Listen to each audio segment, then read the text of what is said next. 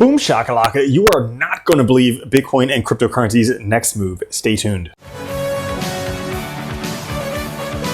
What's up everyone, Randall here from Crypto Love. Looks like we got wicked off once again in today's video. We're going to be going over a lot of Bitcoin and cryptocurrency charts and exactly what this could mean for Bitcoin in the near future. Before we do, make sure to like the video, subscribe, come join us on Twitter at the Crypto Love, and of course, subscribe to the coolest channel on all of YouTube. Not even a joke. Now, today, Fear and Greed Index at 57. Holy cow, down from yesterday.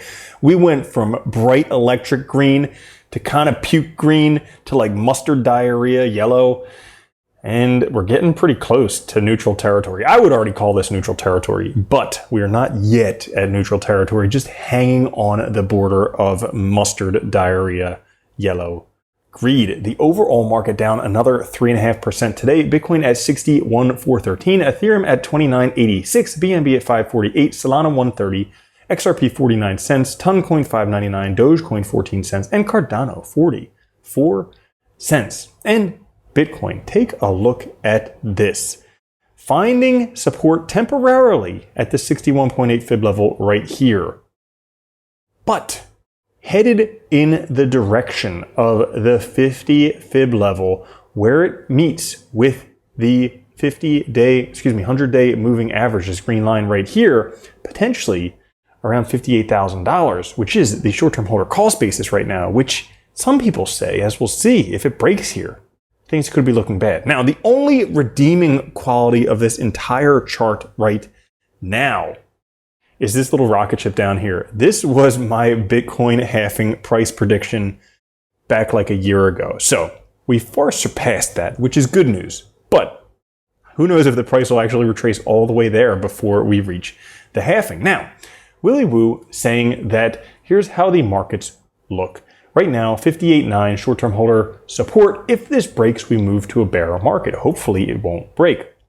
Coin Value Days sell-off has peaked, so a phase of up next. Coin Value Days measures market orders and patient buys, sells. So, longer term, still weeks away from a proper bullish environment, which means that he thinks potentially up would be next after some consolidation. But you hear other people saying things like this support right here in green has been tested one too many times, in my opinion. Quite bad looking, could still go up given how ridiculous price action has been in the last year, but I wouldn't want to bet on it. Washout below 60,000 seems much more attractive. Certainly does for somebody betting against cryptocurrency, which again, it could. I can't predict the future, but it does look like we got wicked off once again. I'm really pissed off at these people who keep wicking us off. I wish they would come over here and wick me off instead of just doing it with my money, you know? But anyways, wick off distribution right here. Once again, forming almost perfectly. We have the buying climax right here, the preliminary resistance, the up thrust, the secondary tests, the resistance, the support. Now, what does this mean? Will we go to zero?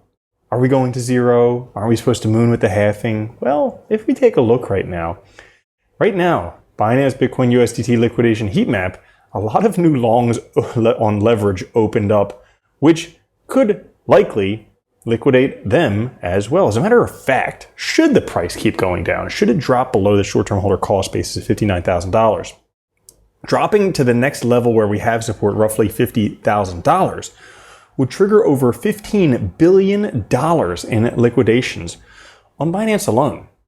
Could do it. I wouldn't put it past that. And if we take a look at this chart, you can see, and I'll draw it just to make it clear, on this volume profile right here, there is nothing between where we are and $50,000. Could be a very rapid drop down there, but it might not. And here's the thing, you never know with these types of things, because could just be a little wick off to the top, and then we have another wick off to the bottom, and then it just continues up after finding support on the 61.8 fib level right around $58,000, or may not even go that low.